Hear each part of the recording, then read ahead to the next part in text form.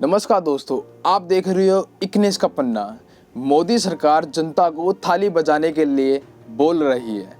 थाली बजाओ, आवाज़ बढ़ाओ और मोदी सरकार को बुलाओ। मोदी सरकार एक्चुअल में भौंकला गई है, चारों तरफ से घिर चुकी है।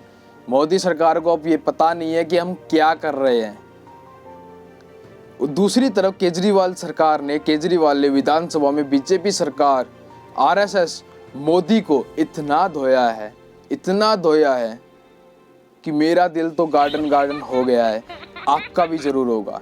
केजरीवाल की स्पीच इतनी बड़ी है, मैंने इतनी सी बनाकर आपके सामने पेश करने की कोशिश की है। सुनिए। कोई कानून नियम है, कायदा है या नहीं है, संविधान है या नहीं है? ये राजनीति होती है। ये राजनीति सत्ता के लिए तुम किसी भी हद तक चले जाओगे, कुछ भी करोगे सत्ता के लिए। अरे मेरे से दुश्मनी है, मेरे को गालियां दे लो यार। दिल्ली के लोगों का इलाज तो मत रोको कम से कम। पूरा अफसरशाही के ऊपर और स्टाफ के ऊपर और कर्मचारियों के ऊपर इनका कंट्रोल है। आज मेरे को जो मेरा चपरासी मेरे कमरे में चाय पिलाने आता है, अगर कल वो कह दे मैं चाय नहीं पिलाता, मैं उसकी ट्रांसफर नहीं कर सकता मुख्यमंत्री होके भी। इतनी भी पावर नहीं है मेरे पास।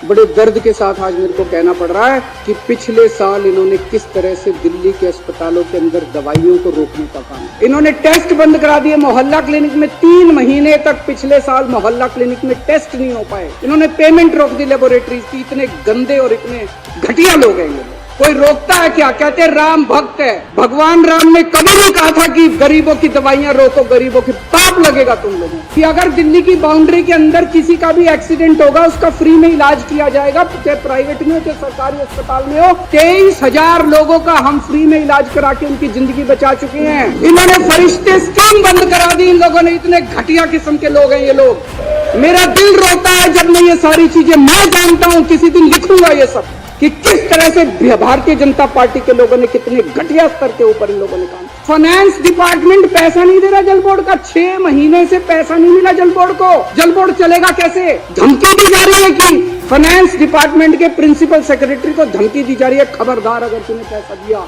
लोग एक प्रश्न पूछने लगे हैं, क्या मोदी जी केजरीवाल को खत्म करना चाहते हैं? आज पूरे देश के अंदर बीजेपी का सबसे बड़ा चैलेंजर आम आदमी पार्टी है। 2024 के अंदर बीजेपी अगर नहीं हारी लोकसभा चुनाव, तो 2029 के अंदर आम आदमी पार्टी इस देश को बीजेपी से मुक्ति दिलाएगी।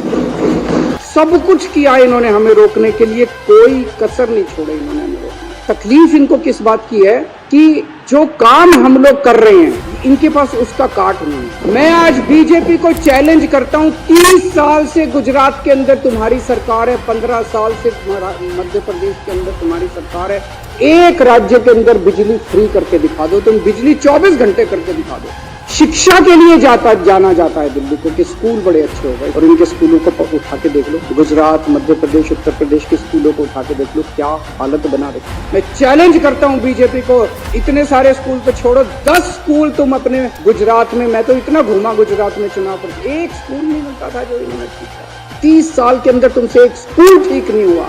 ये काम तुम नहीं कर सकते, इसलिए इनको तकलीफ। सुप्रीम कोर्ट ने ऑर्डर पास किया, भाई ऐसे सरकार नहीं चल सकती, इनके ऊपर कंट्रोल मुख्यमंत्री का होगा। इन्होंने कानून ला के पास कर दिया कि नहीं, कि मुख्यमंत्री का नहीं होगा, एलजी का कंट्रोल होगा, केंद्र सरकार का कंट्रोल होगा। अब ये क्या कर रहे हैं? एक आईएएस अफसर को बुला के धमकी दी जा रही है। धमकी क्या दी जा रही है कि अगर तुमने इस सरकार का एक भी काम किया, किसी भी मंत्री का एक भी काम किया, तुमको जेल भेज देंगे। रो रहे हैं दिल्ली सरकार के कर्मचारी। एक मेरे पास अफसर आया, टप आंसू बह रहे थे, 56 साल की उम्र है उसकी, और टप आंसू बह रहे थे उस आईएएस अफसर के। वो बेचारा, वो कहता है कि मैंने कभी ऐसी नौकरी नहीं देखी, इस तरह का माहौल मैंने कभी नहीं देखा कि खुलेआम हमें धमकाया जा रहा है। अब ये ऑपरेशन लोटस करने आए हैं। कितने ऑपरेशन लोटस कर लिए, अब तो थक भी नहीं, छुट्टे भी नहीं हो तुम, हमारी दाद तो देनी पड़ेगी तुम लोगों को। हमें क्यों नहीं तोड़ पा रहे ये लोग, हमें क्यों नहीं खरीद पा रहे? क्योंकि हमने कोई गलत काम नहीं किया।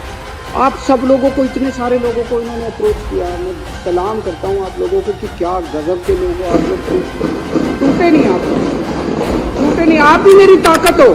दिल्ली के 2 करोड़ लोग और दिल्ली के जो आप 61 विधायक हो, आप सब लोग मेरी ताकत हो, जिसकी वजह से आज मैं इन लोगों का मुकाबला कर पा रहा हूँ। अगर आप में से कई लोग टूट जाते हो, मेरी भी सरकार गिर जाती। जितने पूरे देश में आज तक एमएलए खरीदे हैं तुम लोगों ने, कितना पैसा खर्च किया और वो पैसा कहाँ से आया, यही बता दो तुम। अभी तक तुमने इतनी रेड मारी, एक भी नेता के खिलाफ इसके ऊपर मुकदमा चलना चाहिए। बीजेपी वालों के ऊपर ऐसे ही रेड मारने घुस जाते हो किसी के घर भी। मनीष सिसोदिया के यहाँ इतनी रेड मारी, आप लोगों में से कितने एमएलए के यहाँ रेड मारी, सत्येंद्र जैन के यहाँ रेड मारी, संजय सिंह के यहाँ रेड मारी, कहीं कुछ एक नया चवन्नी मिली, एक पैसा नहीं मिला। अरे हमारी संपत्ति लोगों के दिलों के अंदर है, बैंक अकाउंट के अंदर, और हमारा बैंक अकाउंट लोगों की आंखों के अंदर। यहाँ नहीं हमारी संपत्ति जहाँ ढूंढ रहे हो तुम लोग। मेरी ये विधानसभा भंग भी कर दें अगर, ये जितने मर्जी षड्यंत्र करते रहें, सत्ता में होते हुए या सत्ता में बाहर रह के मेरी जिंदगी आप लोगों के लिए है। 7 जन्म में भी मैं आपका एहसान नहीं चुका सकता जो एहसान दिल्ली वाले। ऐसी ही वीडियो के साथ दोबारा मिलूंगा, तब तक के लिए अलविदा। जय भीम, जय भारत।